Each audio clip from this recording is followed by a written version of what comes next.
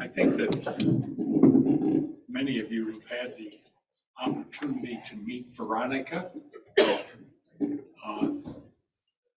I saw 15 minutes ago, Stacy Borho. Your last name is not Borho anymore. It's okay. It will always be a Borho. Okay. Stacy had just come in, and Veronicah rushed up to her like two lost friends meeting, and I'm saying, Veronicah, how are you two friends? How did you become pals? And she said, Stacy said, God took care of it. Coming from a lot of people, I would take that lightly, but that's very well said. Okay, Veronicah, you ready to go? I am. Okay, let me quickly give you a little bit of a net introduction here. She's, as you can tell from all of the things that are on your table, she's in the fundraising mode these days for her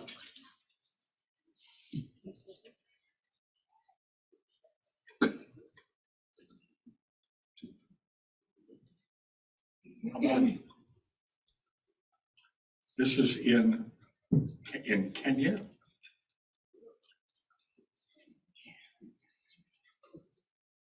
And the special thought behind the fundraising is to put together something you and I know about, Center for Abused Women and Children.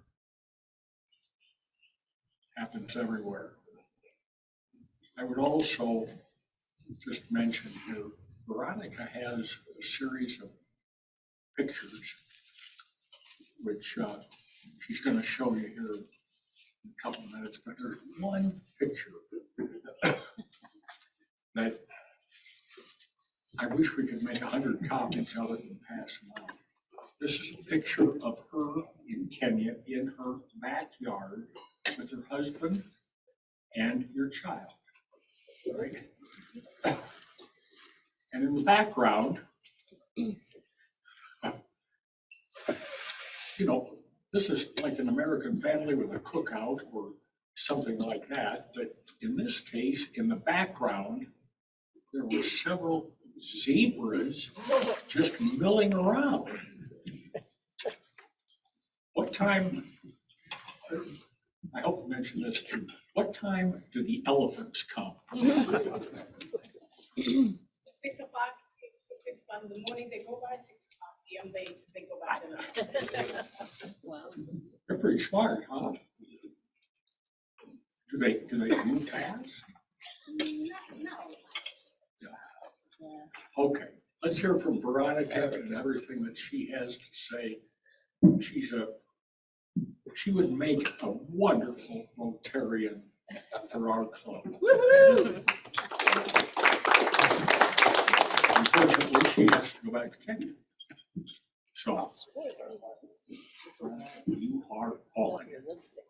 Thank you. I think I'll just use this. I'll just use it.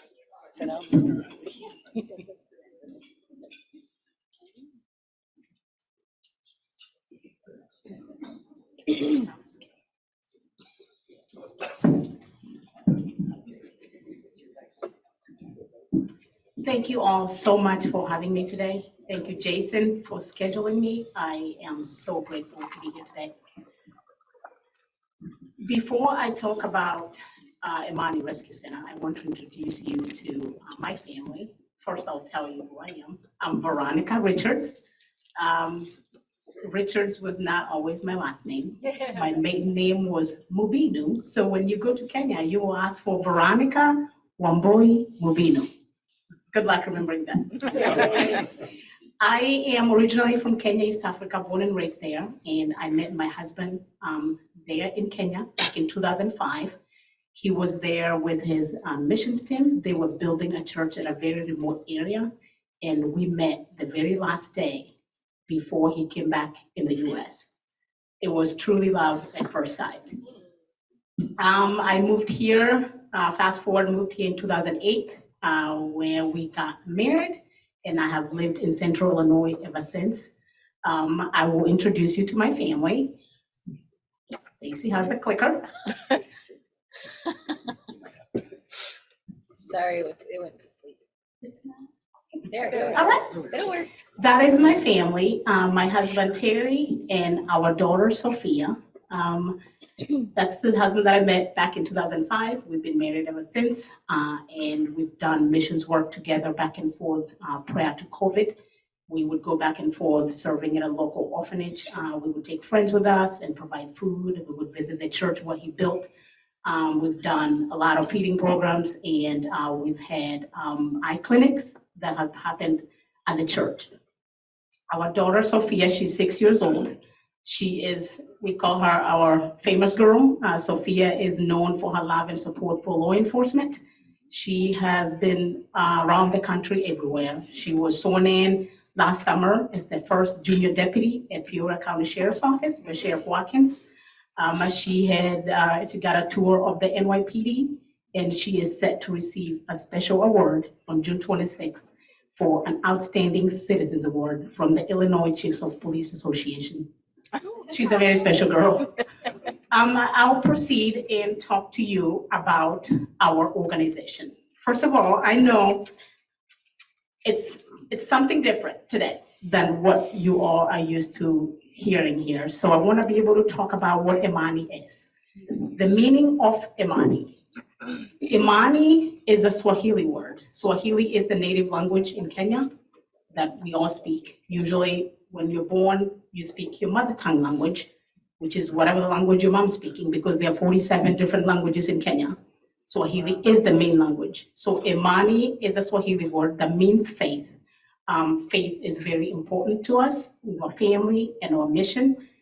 We believe it's by faith we're here today, and it's by faith this dream is going to become a reality.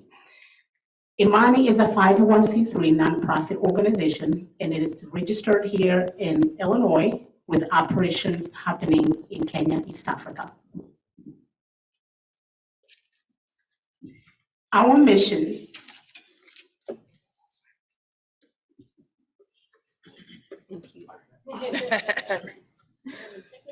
There we go. All right, there it is.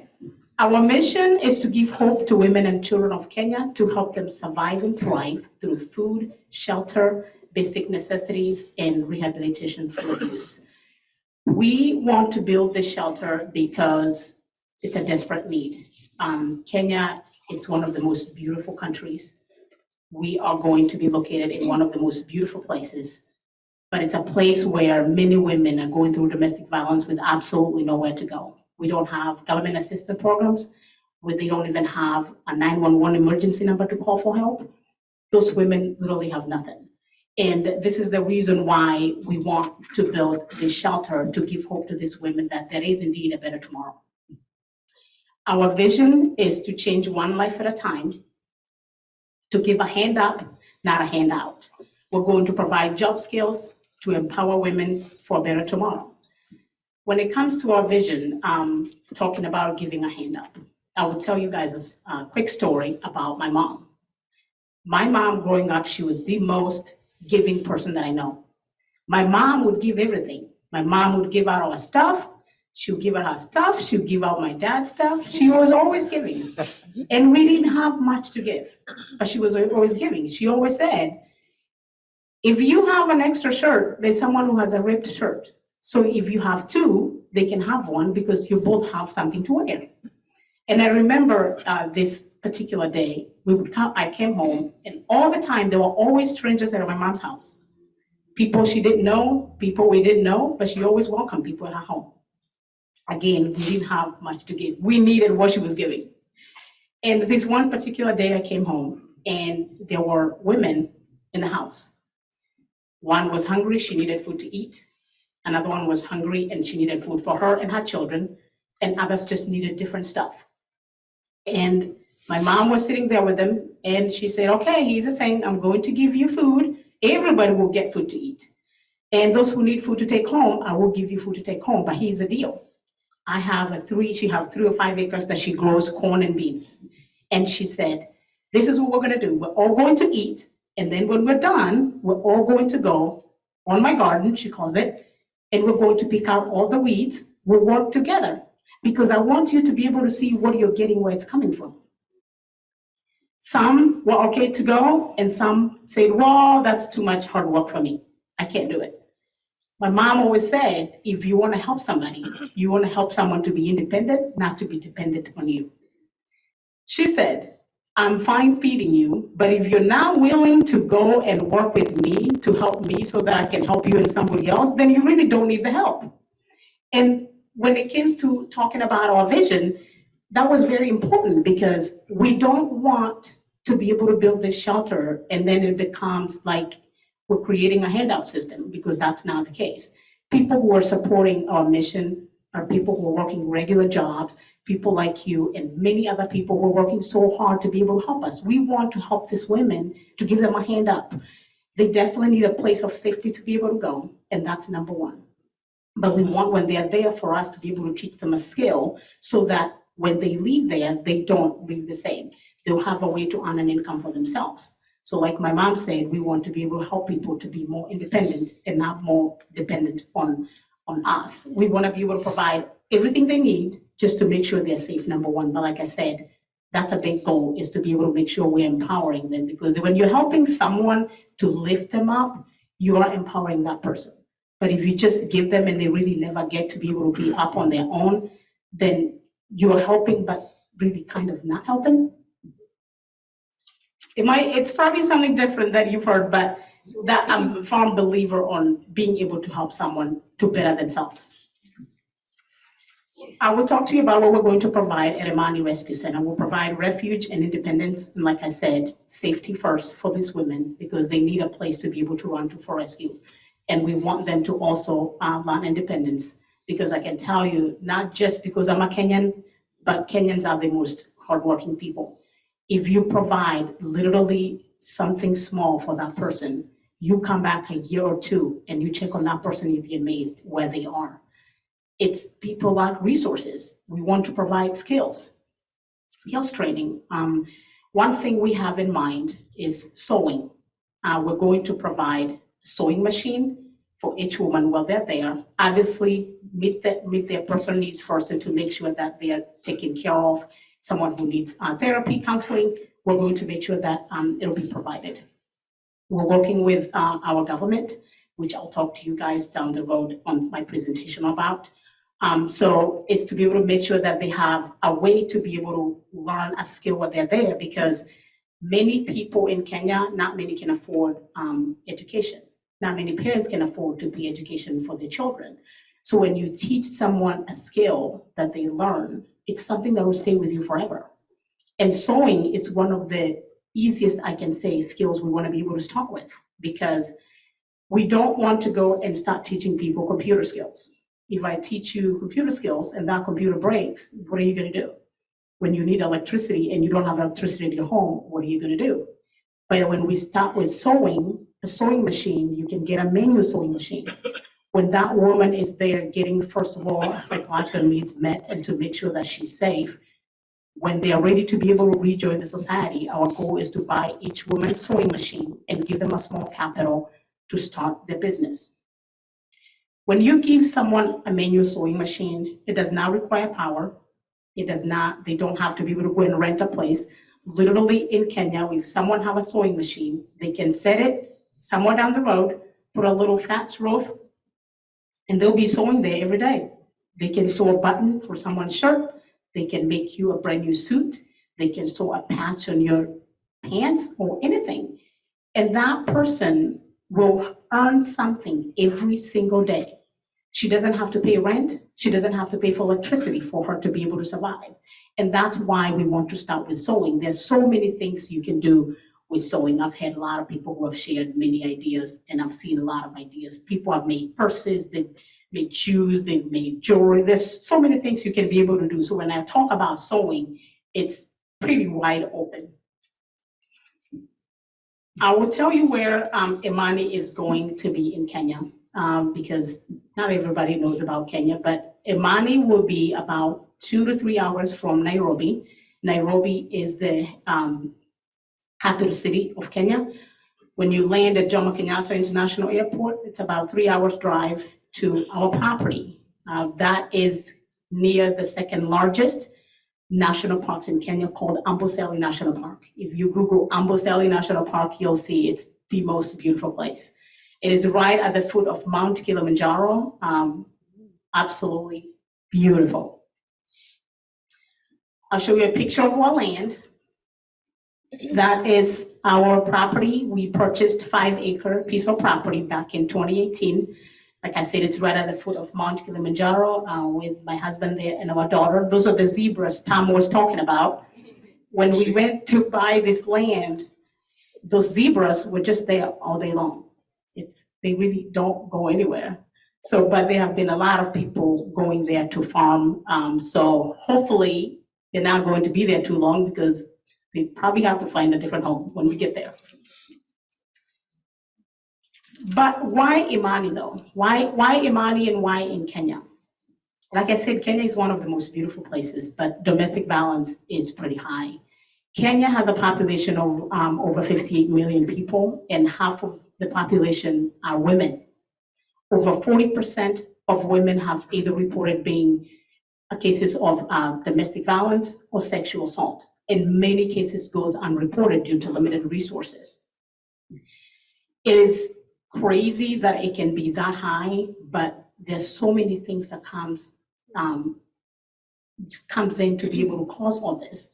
People lack resources. Like I said, here, if you're going through anything and you call 911, in 3 minutes, someone will be there.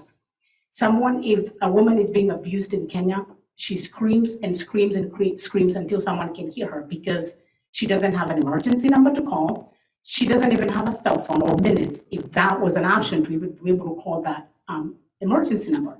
So you find many of these women, because of lack of resources and poverty, they find themselves in domestic violence. Most homes, men are the providers. And usually when a woman is going through domestic violence, the husband will say, when you're tired, you can leave. Ukichoka, wende. That's in Swahili. They tell you, you own one thing in this house, and in this house you own children. So when you're ready to leave, you pick up your children and leave. But if this woman, she has no skills, she has no college education, she has no skill, nothing really, where is she gonna go with 3 or 4 children? You choose to stay, because if you leave, you'll be hungry in your children and they'll be homeless. But if you stay, he'll still beat you, because he knows there's absolutely nothing you can do, is nowhere to go. If you come from a poor family, you can go back to your mom, because your mom have also children to be able to feed, and she's not able to provide for you. It's something that really I had the opportunity to be able to speak to the president of Kenya. And until the Kenyan government really realizes the value in women and empower our women, it's something really that's going to take a long time to be able to change. When I was talking about Imani Rescue Center, I had a White House news correspondent who interviewed me, and he asked me, he said, why do you think something that's American, it's going to be able to work there? I said, this is not American. This is domestic violence that's happening to our women, and they have absolutely nowhere to go. So our shelter, it's not an American thing. We're trying to be able to provide hope for these people. And it's one of those things that someone will be able to see it that way versus get to be able to see it as an opportunity to be able to provide help. And I explained to him, and I said, you're a Kenyan, because he's a Kenyan, and I'm a Kenyan. I said, growing up, or even now when you go back home, because the screams happens all the time. I said, I'm sure you've heard a lot of women screaming in the middle of the night. He said, yeah, I have. I said, but have you ever stopped to think what happens? He said, you know what I thought? I thought it was probably just fighting. You know, the regular neighbors were always fighting. And I said, they were never fighting. She's being beat. She's never fighting with anybody. There's just no way to even process it that way. And I explained to him, I said, growing up When I was about 10 years old, I told him a little story that he knew that I'll tell you. I was about 10 years old, and I remember hearing those screams. And this woman was screaming. And when they start screaming, it's because it's gotten worse than it was. Because usually everybody's trying to hide their problems. We grow up being told nobody needs to know your problems. You don't need to talk about it. It's your family. You protect your family. You protect your husband, and you just don't say anything. So when they scream, it's serious. And when we heard this scream, we walked out, me and my family. And usually you would stand out and you would listen which direction the scream is coming from, so that when you're going to run, you know where you're going to be able to help somebody, because the wind is blowing different directions. So we always stop to be able to listen. And we heard where the direction was coming from, and we all ran towards that direction, me and my parents and my brothers and my sister. And when we got there,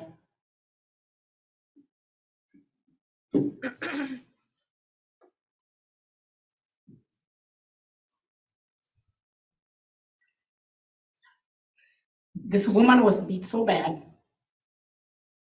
She was on the ground.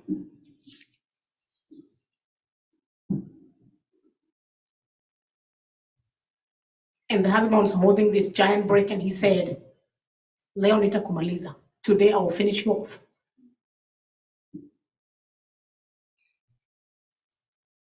We made it there and we rescued her for the night. But what happened the following day was what amazed me, because she made the excuses for the husband, and she said, "I'm so sorry." She was apologizing to everybody.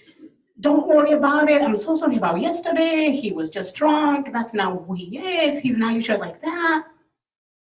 And it made me really sad, because I thought someone who's supposed to love you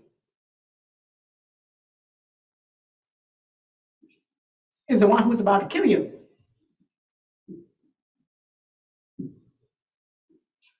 And I thought to myself, what can I do? I was about 10, there's nothing I could do. But now there's something I can do, because I get to go and give hope to those women. We get to be able to create a place that they can run to for rescue. They don't have to leave their husbands, but at least they have a place they can go for a day to clear your head and just be able to see things differently, and to be able to know that there's a place you can go. The fact that we can have an option. It's a community of over 10,000 people where we're going to be. And once again, because majority in Kenya are women, there is half of them are women. And thank you. So to be able to have an option for those women to know there's a place you can go. We're going to be able to work hard to be able to provide as much resources that we can provide for these women, whether it's a cell phone and a number that they can be able to call when they're in a problem, and we can be able to go and get them anywhere in the village, because we're going to be deep in the village.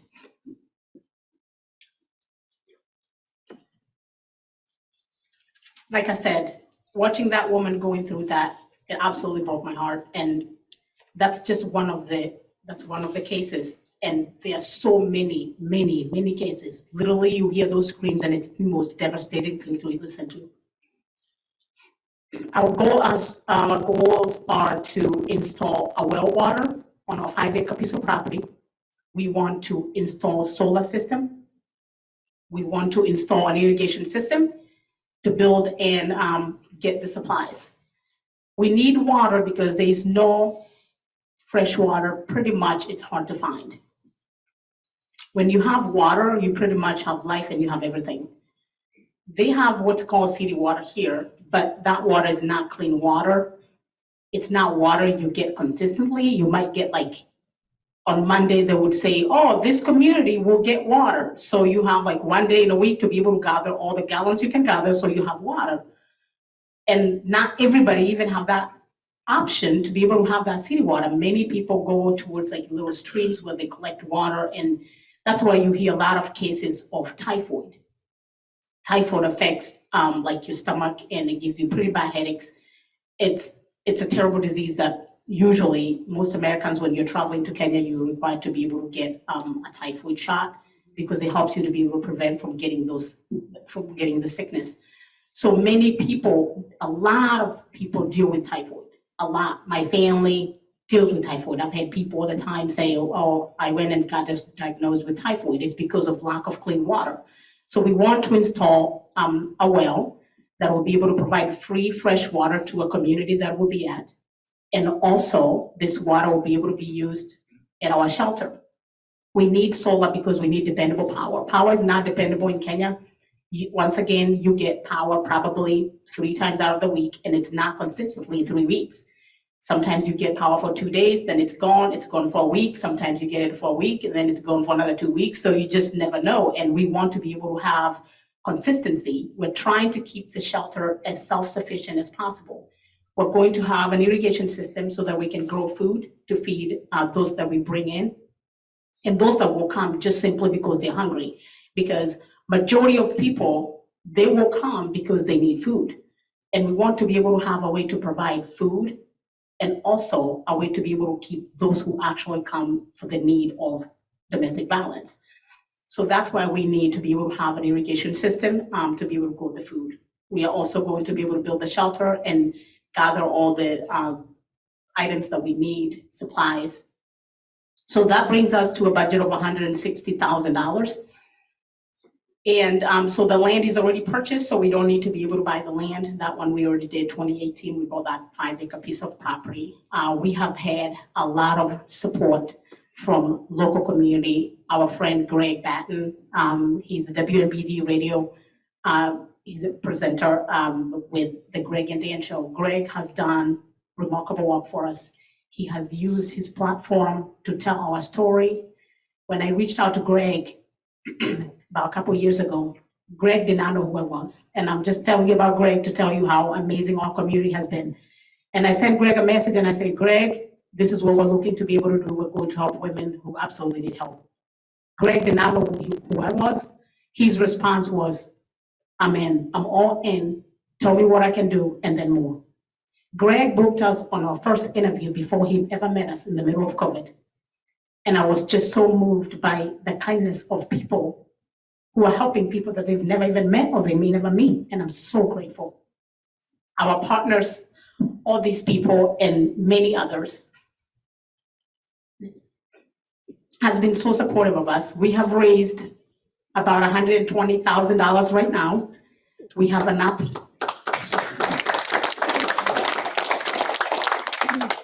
We have an opportunity to receive a $15,000 grant once we reach to $130,000.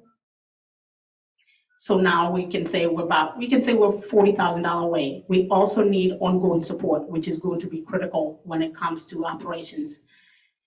We're looking to be able to start with about 20 people, but that 20 people could look different because if a mom comes with 5 kids and one comes with 1 kid and one comes alone, that number could look different. So we want to be as prepared as we can. And we also have the support of the Kenyan government. Like I said, last December, I had an opportunity to speak to the president of Kenya. And I raised the issue to him and I told him pretty much how of an embarrassment it is that women are going through what they're going right now. And he's working very hard with his government to be able to make sure that this issue with domestic violence is taken care of. So how you can help us is you can help us to be able to reach the big goal. You can also help us to be able to work on the ongoing support. I have provided pledge cards on the tables with ways that you can give. We take all forms of payment, everything you can think of. You can give online, you can write a check, you can do Venmo, Cash App, and all that. So that's where we are with the fundraising. But before I conclude, I know I have probably like how many minutes do I have? 10? Oh, great, because I want to be able to finish a little early so I can take some questions. Before I conclude, I want to read something to you guys, because many people have said to me, why can't you build a shelter here in Peoria? Why can't you go to Pekin? Why can't you go to whatever? Everybody have an opinion. Why can't you do it here? And I said, we have so many resources. Yeah, domestic violence is absolutely everywhere and it can affect anybody. But those people have absolutely nothing. They don't even have an option. Growing up myself, I came to see a fire truck in this country. I never saw a fire truck. An ambulance, I would see an ambulance when I went to Nairobi. And it's very rare you see one because if an ambulance has been called, that person is probably not going to make it to the hospital. And if they can make it even through traffic, that's another miracle. It's absolutely crazy. And when I'm talking to you guys today, I really want to be able to emphasize on how much I would love to be able to see you guys one day in Kenya. I'd love to be able to see the Peoria-North Rotary Club in Kenya and Imani, so you can come and see what you're helping us with, like what we're actually doing. So this is an open invitation for all of you.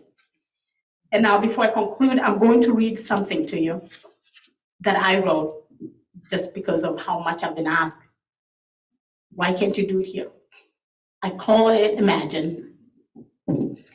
Imagine being a woman in an abusive relationship in Kenya where you feel stuck with no way out. You live so far out in a village. Your abuser beats you, and your only hope is your voice. A voice to scream for help and pray that a good neighbor will hear you and come to your rescue. You have no 911 to call for help, not even a cell phone or minutes to call that 911 is one option. You cry at night and wipe the tears off in the morning and act like nothing happened.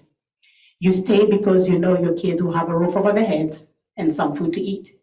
You stay because there's nowhere to go, no government assistance, no shelters in your village for you and your children to temporarily go to, no nothing. So you stay. You have no education to look for even a minimum wage because they require at least a high school diploma, and you only speak a tribal language because your parents couldn't afford to provide education to you. You have no skills, and you now feel stuck and can do nothing but live with it and tough it out. If you leave, you and your children will be hungry and homeless, but if you stay, he will beat you again because he knows you have no other option. You stay hoping for a better tomorrow, but tomorrow never comes. Can you imagine that? I have seen it firsthand. I have responded to those screams, and it is devastating to watch while feeling helpless. I choose to do something. I choose to get up and go with hopes to make a difference.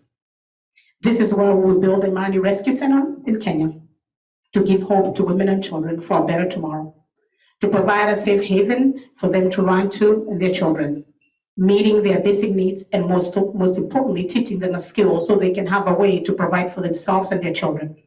We want the children to grow up knowing they are God's best, no matter what their circumstances are, because He loves them dearly. Our goal is to change one life at a time, to give a handout, not a handout. You give a man or a woman a fish, and you will feed him for a day. Teach a man or a woman to fish, and you will feed him for a lifetime. We know we can't help everyone, but if we can help at least one and save one, it'll be all worth it. Sometimes people just need help. This is a universal concept that's relevant to all people, no matter where we live or where we come from. These women and children suffering in the village, going through abuse and no food, nowhere to run to for rescue, will never have an opportunity to share their story with you. So I get to be their voice, and you get to be their voice too for listening. Those orphans will never have the opportunity to reach out and say that they have no food or no home. You are their voice as well. Because no matter how far we all are from that village, we all have an opportunity to make a difference by partnering with the Imani Rescue Center. I feel so encouraged and blessed that I was that kid in the village who at times went with no food or shoes. And now, because of people like you, this village girl gets to return back home to the village and give hope to women and children that there is indeed a better tomorrow.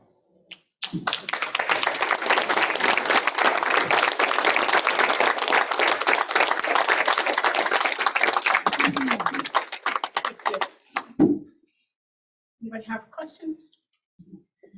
I think we'll have a few. If these women and children come to the shelter for the day and then they go back home, is that worse for them? Is there an opportunity for them to stay and get away from that abuser permanently? We will give them the options, but because it's something new in the community, they've never had an option to be able to go somewhere. So we want them to be able to come, and then we'll help them with all the resources they need, but at the end of the day, they have to be able to make that decision themselves. like I said, we're working closely with the government, especially the Office of the President. I spoke to the Cabinet Secretary. I actually did a radio interview with Greg, me and her, and we're going to be able to have security provided for these women. There's a police officer who is going to be provided, paid by the government, to be able to be at the shelter at all times. So they'll have that security, but also all the resources, and then at the end of the day, they get to be able to make that decision. Our clubs often work with other clubs, and I know there's Rotary clubs in Nairobi, Imani, and Tavita. And where? Tavita? Taveta? Yeah, Taveta. right, that's what I said. Yes. And I'm curious if you've ever contacted them, and I'm making a request, if you could contact them, we would be interested in working with them and doing some, because there are opportunities for us to work with clubs internationally. And certainly the Imali one is what, 50 miles, 25 miles? Imali one is, yeah, we go by there before we take a right turn to Goodwill property, yes. So when you're next there, or we'll talk to you after the meeting, maybe we can make contact with them and do some work together. Absolutely. I can actually get a hold of both because we're pretty much in between. Taveta is a little bit further out, but we're in Kenya, there's no, we cannot go. So yeah, we're definitely going to be able to get in contact with them and talk to you all here. Thank you. Veronica, thank you so much for being here. I heard a rumor about the Peoria Police Department being involved with Sophia, your 5-year-old. You want to share with us what caused that? The Peoria Police Department or just all the departments? The what? Motorized car. That little car. Oh, yeah. So when Sophia turned 5, because she's been doing this since 2020. She's been going through police department. She takes cupcakes. She has metal dog tags that she gives to police officers, just saying, thank you for keeping me safe. It's pretty much thanking our first responders for everything they do because they deserve it. And so on her birthday, because of everything she's been doing, over 30 agencies came together and they blocked Northwoods Mall to surprise her on her birthday. They gave her her very own police car. It's all decked out with actual police lights. So when we drive around the neighborhood, people always go, oh no. Yeah, so she received that car on her birthday when she turned 5. It's just a small thing for them to be able to say thank you for what she does for them.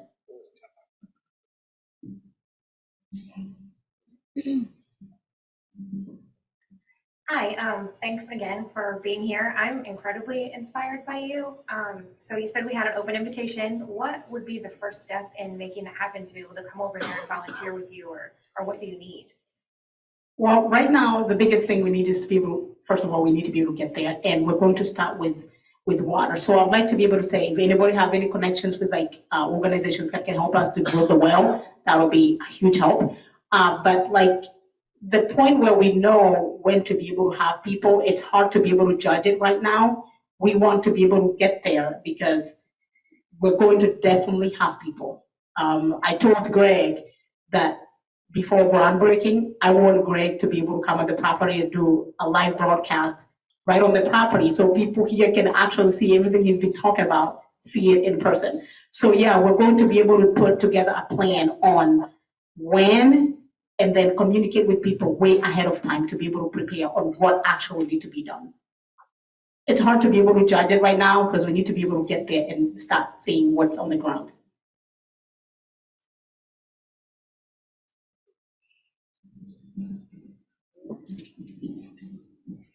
With these, well, first of all, thank you for coming in and speaking today. But with these events that are happening around the country and stuff with the abuse, a lot of it's generational, where you have these young boys that are seeing this and seeing their mom being beaten. And some kids grow up and they go one direction or another. Some of them become abusers themselves, or some of them go the other way and they try to help others. Are there going to be any programs to teach young men or to get the older men involved, to be mentors, just to kind of on the other side of things? Yes. So we've talked about this, and that's something that my husband wants to be able to work on, to be able to be speaking to, he's a musician, so we're hoping we can be able to introduce them with like either, like especially the younger generation, whether it can be like learning music and he can be able to have a way to be able to communicate with them. And also that program of talking to men, because a lot of it, like you said, is generational. And parents, really male parents in Kenya, it's something they need to be able to be talked about, because I can bet you money right now, there's a parent at home, when they're given the option to educate a girl or a boy, they'll choose to educate their son, because they say, educating a girl, it's a waste of money. She's going to leave, maybe she might make it at high school or college, she'll go and get married, and then she'll go and benefit to the family that she get married to, so it doesn't benefit the family. So they say, I'll educate the boy because that investment stays in the family, which is pathetic to be able to process things like that. So it's a conversation that actually need to be able to happen. And the Kenyan government right now, the president, he's working so hard to make sure that women actually are getting seats in the government. They're actually being assigned, like he has the first office and his office of the president, one female who has been assigned all things women's rights. And that's the woman that I'm very involved with. She's a cabinet level secretary. I just spoke to her. She was actually coming to Texas and she wanted me to speak tomorrow at her event in Texas. I just couldn't be able to make it, but the event ended up being canceled by the government for various reasons. So we want to be able to work closely with the men and the young boys to be able to open that conversation, because people just need to be able to talk about it and not see like, if you hit a woman, it's just any other day. My turn. Here we go. I want to know, when I'm broadcasting from Kenya, what animals I need to be afraid of. Because I feel like this is going to be a dangerous situation. I'm outside. There's some elephants going by. We already know about the zebras. You've already told me about hyenas. Very scared about those guys. And there's somebody, giraffe. We have to watch out for giraffe. Yeah. Right? Giraffe. Okay. So get to me that list before I come to Kenya. But I do, this is a personal request. Please tell the story about how it was that you came to speak to the president of Kenya, because this is one of my favorite God moment stories I've ever heard. Please. Okay. Couple minutes. Do I have a couple minutes? Okay. So everything that has happened with Imani, truly God has done it. There is absolutely no way we would be where we are today if we were not for God. Every single person we've met, God have worked it out. There's no way we could have already raised $120,000 and we don't have a structure to be able to show you, hey, this is what we've done. But God has done it. So this one particular day, Greg is talking about, when we're shipping our stuff, it's a long story, but when you're shipping documents and our paperwork or everything about our container, we have to have certain documents. I have dual citizenship. I'm an American and I'm also a Kenyan citizenship. So I have both benefits. But when I get to ship everything, I can get tax-free as a Kenyan. But I have to show the Kenyan passport. Even though I have dual citizenship, the American passport will work. So I found out I need to renew my passport immediately, try to contact the embassy, and you have to physically go to Washington, D.C. to renew your passport. So we planned really quick a trip. I get to the embassy, and I'm sitting there talking to the people. And they said, well, you're going to have to come back tomorrow and finish. That's okay. We had a couple days. You have to come back tomorrow because the president is speaking a mile down the road. And I said, the president? Yeah, the president of Kenya. He's in the country to speak to Kenyans who live in the U.S. And I said, can I go? He said, you're a Kenyan. I said, but it's a presidential event. Do I need a ticket? Can I come sit next to you? He was like, it's open for everybody. It was the craziest thing. I didn't have to get a ticket. We walk in at downtown Washington, D.C., Washington Plaza, if you know that hotel outside, it's literally right downtown. And I walk in, the president was late. If you know, anybody knows about Kenyans, you'll know they're usually late a little. Time is a problem. So we get there, and the president was late. He was late to speak. We were with our daughter, Sophia. We had been at the embassy all day. She was starving. We're like, oh my gosh, we gotta get food. She started crying and we're freaking out. He's going to come and we're gonna miss it. So my husband goes and orders a pizza, and because it's a hotel and we're in the conference room, we order a pizza and we eat the pizza while we're waiting for the president. Nobody have said, well, you don't have a ticket, and I'm walking around taking pictures, videos, and everything is all great. So then finally the president comes an hour later, And he starts speaking. I was recording the whole speech. And I told my husband, towards the end of this, every president takes questions from the audience. He's clearly going to talk to Kenyans and want to know what they have to say. So he started taking questions. He said, I'm going to take about 3 questions because I'm in a hurry. I gotta get to New York City. He takes one question on the other side of the room, and it was a male. And this guy was talking about investing $100 million in Kenya. And he wanted to talk to the Department of Trade. And I had my hand up, I put it back down. Because I thought, he's talking big money. I'm not even talking money. So I better put my hand down. What am I gonna say when he picks me to answer the question or to ask the question? I put my hand back up and I felt this energy coming to me and I was like, I need to speak about what I'm passionate about and somebody needs to be able to hear it. I raised my hand as high as I could and I kept raising and kept raising. Finally, he picked me. And when I got the mic, I started crying. And I was crying because I looked at this whole room. Every single person in there had an opportunity to make a difference and help people who are so far in the village struggling. And we're all in America having a good life. We all have an opportunity to make a difference. But nobody said anything other than, I want to invest this and I want to make money for this and this. So when he took I got the microphone, I cried and he started laughing because he thought I'm just too excited. Oh, it's the president. And that was not the case. And when I got the mic, I had probably about a minute. Secret Service, everybody's coming, hurry up, we need the mic back. And I said, Mr. President, I am grateful for this opportunity, but I want to talk to you about women. Our women are suffering and they need our help. I said, women don't even have an opportunity to call for emergency. They have nothing. I'm coming home. I said, I'm giving up my life here and moving back home to come and help these women. And the whole room erupted. Everybody was cheering. Before I even got done, I was handed out contacts for Minister of Foreign Affairs, the Minister of Foreign Affairs. I was handed out the contacts for the Cabinet Secretary who we've been talking to literally almost every day. And the president told the Cabinet Secretary, who I just spoke about, I want you to find Veronica. She got my contact and we talked, and that's how we've been talking. So when she came here in New York City a few months ago, and I was talking to her, she said, I was told by the president to physically come and find you. We talked, we were sitting in her room doing the interview with Greg, and she sent, I don't know whether I told you this, but we took a picture together and she said to the president while we're sitting together and she said, Mr. President, you gave me an assignment to find Veronica and I just found her.